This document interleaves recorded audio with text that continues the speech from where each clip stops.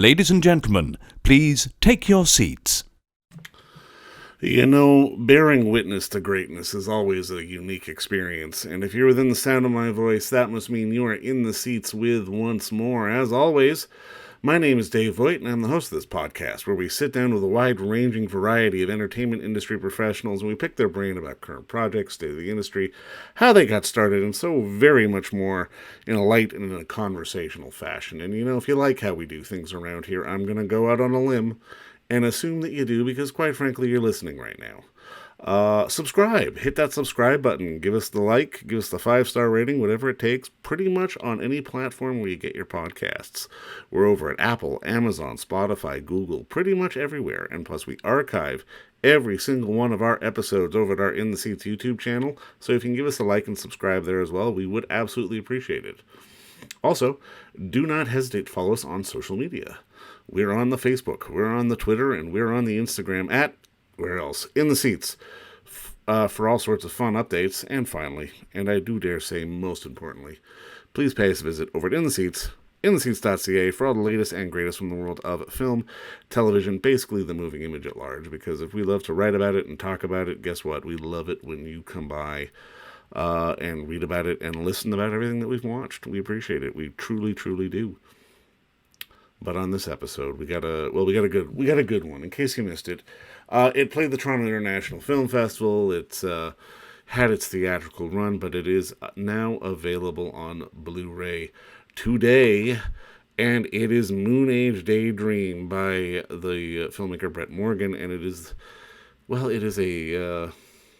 a kaleidoscopic sort of journey through the life of Bowie, David Bowie. And again, it's not your traditional documentary. It's like I said, very kaleidoscopic, a lot of never before seen footage, performances. It's created a bit of an odyssey about the man's life, and it's being told in his own voice, and it's really, really fantastic. It is actually the first film that was ever sanctioned on the man himself, sadly possibly the last, but it's, again, it makes you appreciate sort of bearing witness to a creative genius, and there's no doubt in my mind that's what David Bowie was.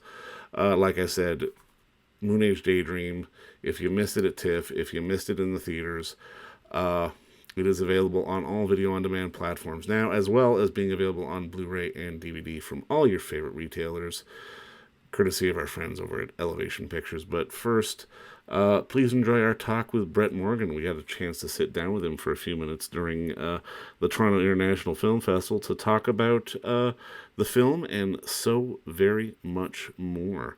But as always, like I said, go check out Moonage Daydream on whatever platform you prefer, but enjoy our talk with Brett, because between you and me, it's a pretty good one. I'm good. How you doing today? I'm fine, thank you.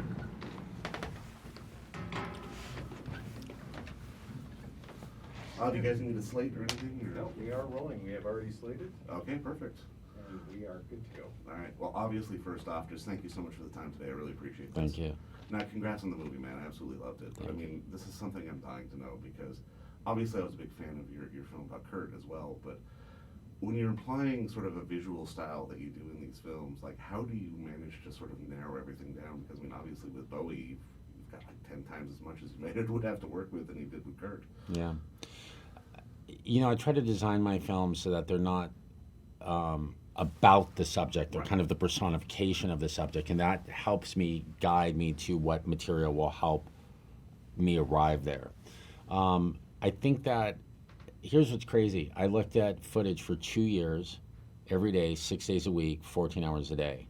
And when it was all said and done, I only saw 2 hours and 20 minutes worth of material to use. Wow. Wow. Now, I mean, I love that the film really sort of positions how much of an iconoclast and how much of really an icon he was without wanting to sort of sacrifice being an artist. I mean, how important was that for you to really sort of push the artistry of who Bowie was to the forefront?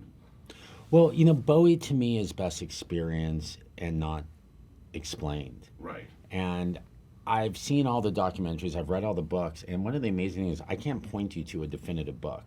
Yeah. They all kind of leave me feeling the same way of sort of like kind of knowing but not knowing. And I think what Moonage Daydream does is it by avoiding Wikipedia, by avoiding facts and information and dates, it allows us to get closer to an understanding of David's own ambitions and his own. I mean, this is all through his words.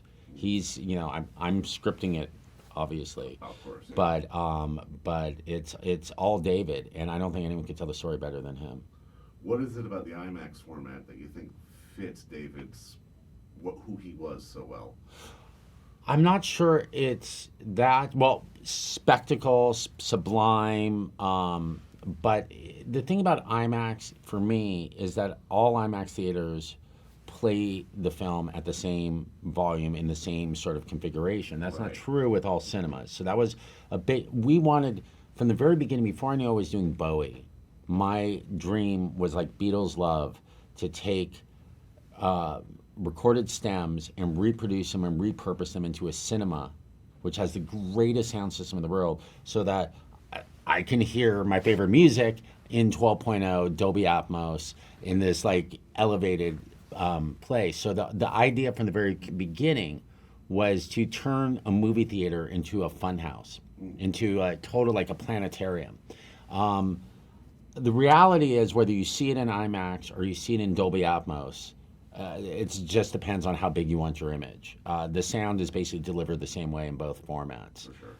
So for those who want to just be overwhelmed by the scale of David Bowie, I recommend the IMAX version. And if you don't have an IMAX in your near you, don't worry about it. You're going to be all set. The bigger the better, right? Yeah. Now, I mean, I'm kind of curious, and I mean, this is something I've got to ask. Like, what is it about working on stories about rock stars? And I mean, obviously, given your films, there are people who are no longer with us. What is it about the story of the rock star which is so cinematic from your perspective? Well, I find the rock star stories to be completely sort of driven to the grave at this point. I mean, music docs they're so much fun to watch. Yeah. But they're so tired at this point. It's kind of stripped to the artistry of it. Yeah. Well, listen, we had a show called Behind the Music in the Right. 90s on VH1. No one's really done it better than that. Like that was kind of perfect. And now they're just all cliches. It's just like one cliche after another. Bowie demanded something unique and original, and I had to swim to the deepest part of the ocean to try to construct this film. Now, it could have been a total disaster. In fact, my favorite review of the film said this, by all accounts, should have been an absolute disaster, and it's a miracle it isn't. And I was like, that guy has no idea how truthful he is, because as I was making it, I brought my wife in to look at it. Nobody had seen a frame in 4 years. And I brought her to look at it, not to give me notes, but to tell me if you can actually get from 1 second to the next. I was like, what is this thing I'm creating? But, the films that always excited me were like Pink Floyd, The Wall, 2001, Willy Wonka, like colorful, bright movies that were sublime and exciting and adventurous, where you didn't know where you're going to go from one moment to the next. Fantasia, like this is my dream right now, to create a cinematic experience unlike anything, for better or for worse, that I think we've seen. And I think that David deserved something that unique. Yeah. Amen to that, man. You've done a hell of a piece of work. I can't wait for audiences to see it, and thank you so much for the time today, man. Thank you. Appreciate it. Bye, guys. Bye-bye. Appreciate the questions. And don't forget to visit our friends over at Bay Street Video for all your DVD, Blu-ray rental, or purchasing needs this summer, as they are still open for curbside and some mailing delivery as well. Over at 1172 Bay Street, Toronto, Ontario, Canada, you can give them a call at 416-964-9088. That's 416-964-9088. Or send them an email at baystreetvideoto@gmail.com for any of your DVD and Blu-ray needs.